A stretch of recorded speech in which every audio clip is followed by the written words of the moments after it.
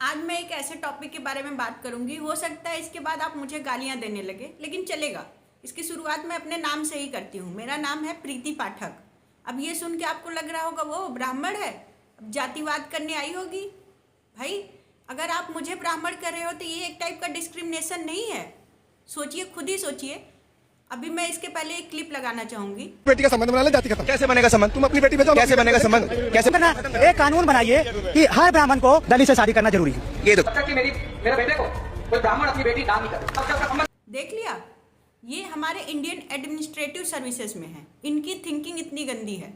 कल के दिन अगर मेरे साथ कुछ हो जाता है तो उसके लिए रिस्पॉन्सिबल कौन है? मैं, क्योंकि मैं ब्राह्मण के घर में पैदा हो गई। तो इसमें मेरी गलती है कि मैं ब्राह्मण के घर में पैदा हो गई। हर चीज़ में मुझे सुनने को मिलता है कि ब्राह्मण है, इसके तो घर वाले उठा के दे ही देंगे, थाली में इसको परोस के मिला हुआ है।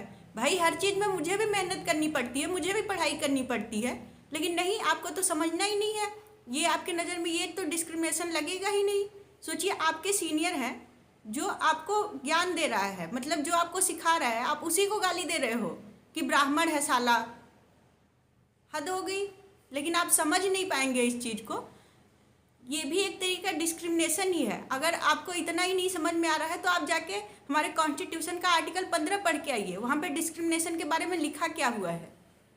इसके पहले मैं बहुत सारी चीज़ें बताना चाहूँगी। बीएचयू के अंदर नारे लग रहे हैं कि ब्राह्मण तेरा वंश मिटेगा, ब्राह्मण भारत छोड़ो, तिलक तराजू और तलवार, इनको मारो जूते चार, भूरा बाल साफ करो। ये सब नारे जो लग रहे हैं ये डिस्क्रिमिनेशन में काउंट नहीं होते हैं। इससे हमें नहीं डर लगता है। मतलब हद हो गई है। बिस्वा तिवारी का केस याद है आपको? उस आदमी के ऊपर 23 साल के जब वो थे तब उनके ऊपर SC/ST एक्ट लगा था। 20 साल वो जेल में रहे पूरे, और इसके बाद इलाहाबाद हाई कोर्ट ने उन्हें बाइज्जत बरी किया। सोचिए।